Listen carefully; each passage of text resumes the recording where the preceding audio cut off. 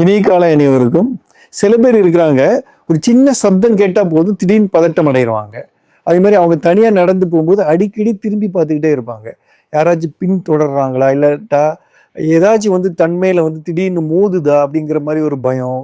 அல்லது தூங்கும்போது நைட் மேர்ன்னு சொல்லக்கூடிய கொடுங்கனவு அடிக்கடி அவங்கள தூக்கத்தை கலைச்சிக்கிட்டே இருக்கும்.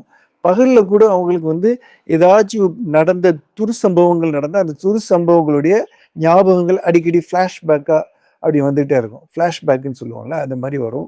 இந்த மாதிரி அறிகுறிகள் இருந்ததுன்னா அதை பிடிஎஸ்டின்னு சொல்லுவாங்க. அதாவது போஸ்ட் ட்ரோமேட்டிக் ஸ்ட்ரெஸ் டிசார்டர்ன்னு சொல்லுவாங்க. அவங்க எப்பவுமே ஒரு ஆன் ஏஜ் மாதிரி, அதாவது எப்பவுமே ஒரு பதட்டமான ஒரு சூழ்நிலையிலே இருப்பாங்க. நார்மலா வேலைகள் பார்ப்பாங்க. ஆனா எப்பவுமே பதட்டம். திடீர்னு என்ன சொன்னேன் என்ன சொன்னேன் அப்படிங்கிற மாதிரி. ஒரு ஃபோன் வந்தா அந்த ஃபோனை எடுக்கிறதுக்கு ஒரு பதட்டம். வீட்டில் யார் கதவு தட்டினா அந்த கதவை போய் திறக்கிறது பதட்டம்.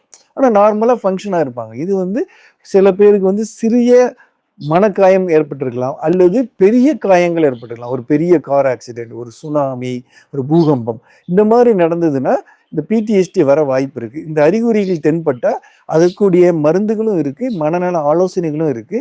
முக்கியமா இஎம்டிஆர் அப்படிங்கிற ஒரு குறிப்பிட்ட மனநல ஆலோசனையும் கை கொடுக்குது.